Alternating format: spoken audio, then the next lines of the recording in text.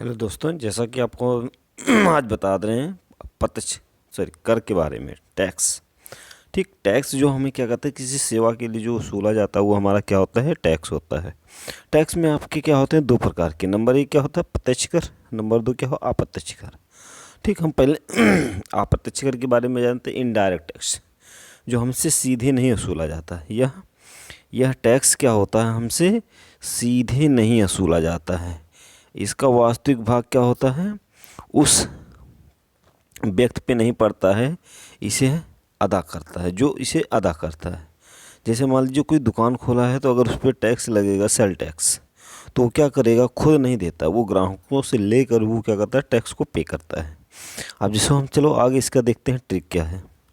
ठीक है, सट्टा बाजार से सीमित मनोरंजन व टोटल बिक्री उत्पन्न जो होती है वो क्या होती है, आपकी ट्रिक होती है कि वह इनडायरेक्ट टैक्स है। चलिए आगे देखते हैं। जैसे हम सट्टा क्या होता है, देखो सट्टा मतलब क्या हुआ, जैसे सट्टा का मतलब हुआ स्टाम्प। कर जो होता है ये आपका इनडायरेक्ट टैक्स होता है। फिर बाजार, बाजार क्या होता है आपका, बाजार कर जो होता है मार्केट कर, ये भी होता है इनडायरेक्ट कर। से होता है सेवा कर, ठीक, जिसे हम सर्विस टैक्स कहते हैं। सीमित कर जिसे हम सीमा कर कहते हैं। ठीक, नेक्स्ट आगे चलते हैं। नेक्स्ट है आपका मनोरंजन कर। मनोरंजन कर भी आपकी क्या है, ये इनडायरेक्ट टैक्स है। ठीक, फिर क्या है बैट, बैट क्या है, ये भी आपका क्या है, इनडायरेक्ट टैक्स है। टोटल क्या है, ये भी टोटल मतलब टोल टैक्स, ये भी क्या है, इनडायरेक्ट टैक्स है। ठीक, बिक्री कर क्या है, ये भी क्या है, इनडायरेक्ट टैक्स है, मतलब अप्रत्यक्ष कर कह सकते हैं। और उत्पन्न कर क्या है, या उत्पाद कर है, ये भी इनडायरेक्ट टैक्स है, जिसे हम कहते हैं क्या, अप्रत्यक्ष कर। ठीक, फिर हम चलते हैं आगे। देखो प्रत्यक्ष कर के बारे में हम जानते हैं।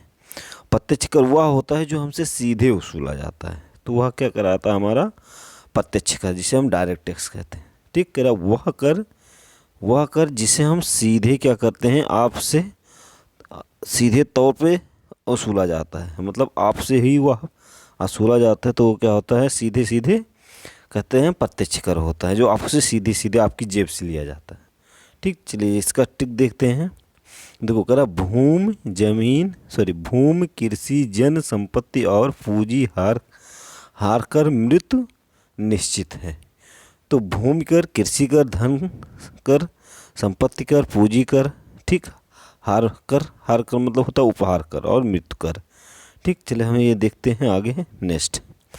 जैसे देखो भूमि कर मतलब होता है क्या, भूमि कर जो लिया जाता है वो राजस्व कर लिया जाता है। ठीक, जिनके यहाँ बहुत ज़्यादा खेती होती है तो वहाँ पर भूमि कर लिया जाता है। फिर कृषि कर, कृषि पर भी एक कर लगता है, जो बहुत ज़्यादा मात्रा में उत्पन्न किया जाता है तो उस पर भी कृषि कर लगता है। या हम कृषि को क्या कहते हैं, उपराजते हैं, उसको एक स्थान से दूसरे स्थान पे बेचने ले जाते हैं तो उस पर भी टैक्स लगता है। फिर आगे करें धन कर, मतलब इनकम, जो आपकी इनकम होती है, अगर इनकम बहुत ज़्यादा है तो उस पर भी एक टैक्स लगता है, जिसे हम कहते हैं धन कर।